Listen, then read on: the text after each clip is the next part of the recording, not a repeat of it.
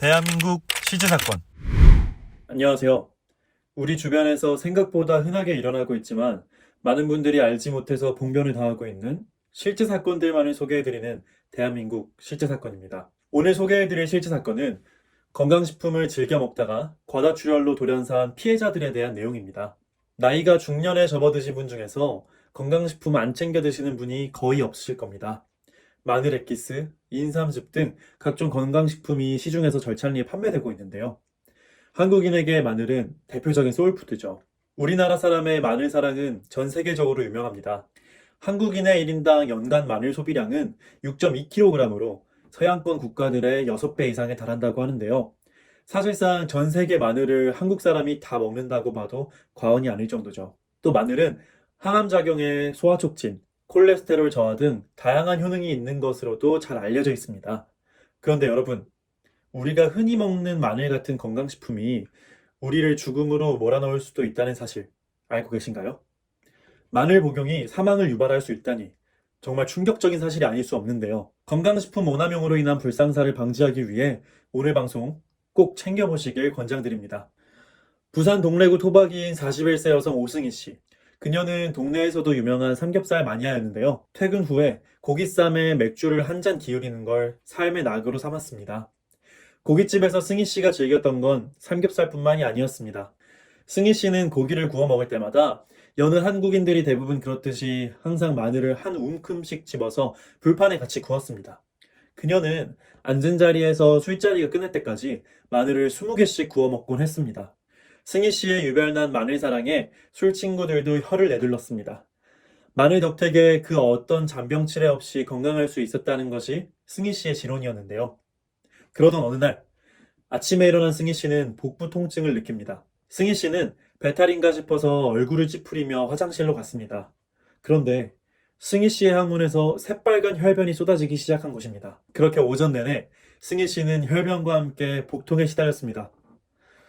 참다 못한 그녀는 119에 전화하여 구급차를 타고 응급실로 향합니다. 그러나 이미 승희 씨의 하부 출혈은 심각한 상태였습니다. 항문에서 대량 출혈이 시작된 상태였고 의식이 혼미해져 있었습니다. 승희 씨는 응급실에서 위세척과 함께 CT 촬영 등의 정밀 검사를 받았습니다. 하지만 놀랍게도 승희 씨에겐 어떠한 이상 소견도 발견되지 않았습니다. 혈압, 맥박, 체온 모두가 정상이었고 복부 촬영 사진에서도 특별한 이상이 없었습니다. 더 자세한 조사를 위해 내시경 검사가 필요해 보였습니다. 그러나 그때 승희 씨는 쇼크성 의식불명 상태에 빠졌고 그렇게 혼수 상태에서 깨어나지 못한 채 승희 씨는 영원히 잠들게 되고 말았습니다. 살아오면서 수술 한 번 없이 늘상 건강했던 승희 씨. 그런 승희 씨를 과다출혈로 인한 쇼크사로 몰아넣은 원인은 과연 무엇이었을까요? 다음은 경기도 일산의 30대 여성 배윤정 씨의 사고 사례입니다. 윤정 씨는 원래 통통한 체질이기도 했지만 나이를 먹으면서 점점 살이 빠지지 않아 고민이 많았습니다. 원체 의지가 약하고 먹을 것을 좋아했던 탓인지 운동을 잠깐 해봐도 체중이 원래대로 돌아오기 일쑤였습니다.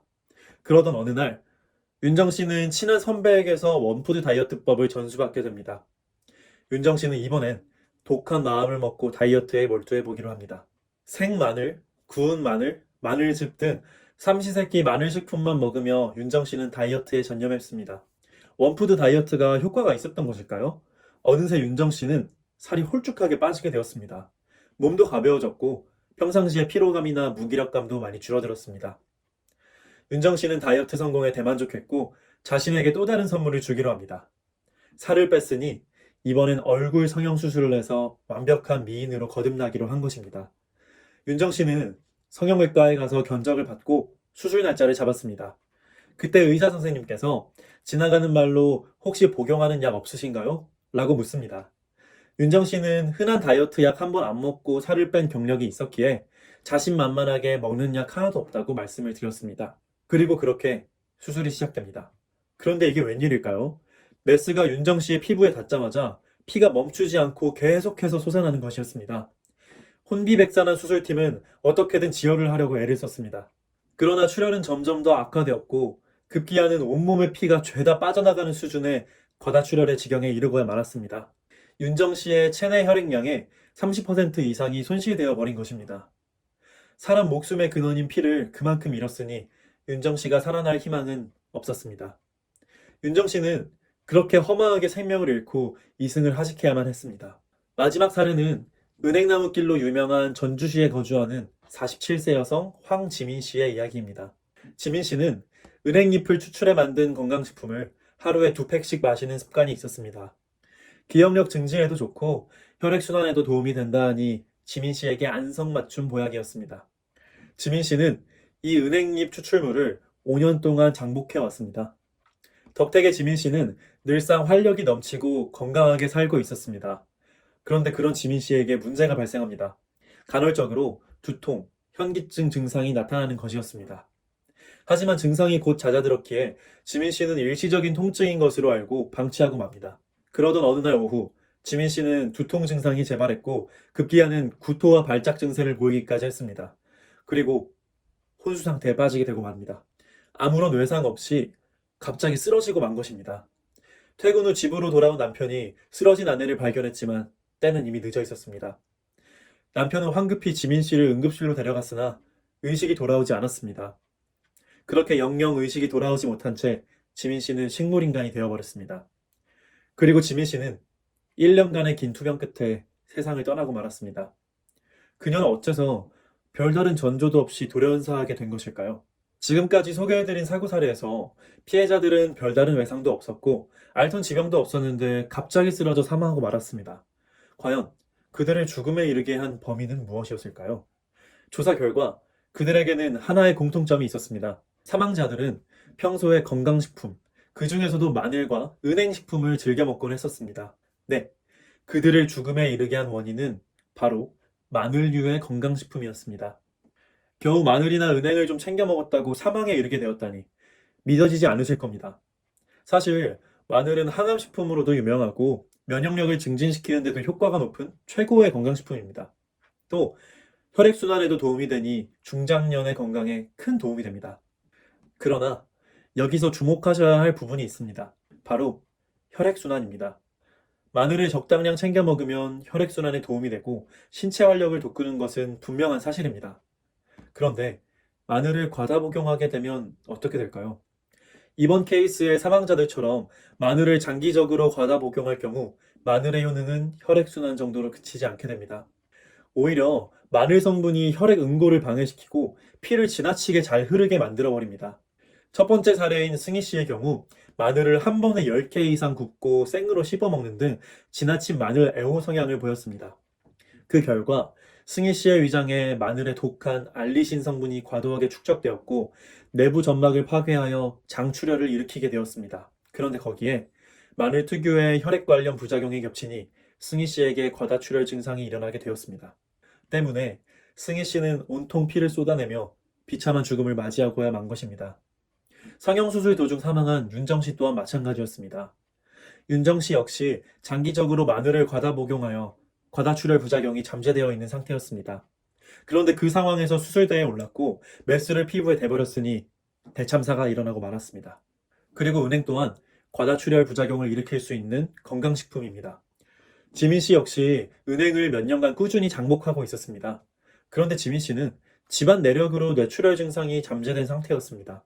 가뜩이나 위험한 병이 뇌출혈인데 은행 과다 복용으로 인해 과다출혈 부작용까지 일어났으니 지민 씨가 살아날 도리가 없었던 것입니다. 지금까지 마늘, 은행, 이 두 제품의 부작용에 대해서 설명드렸습니다.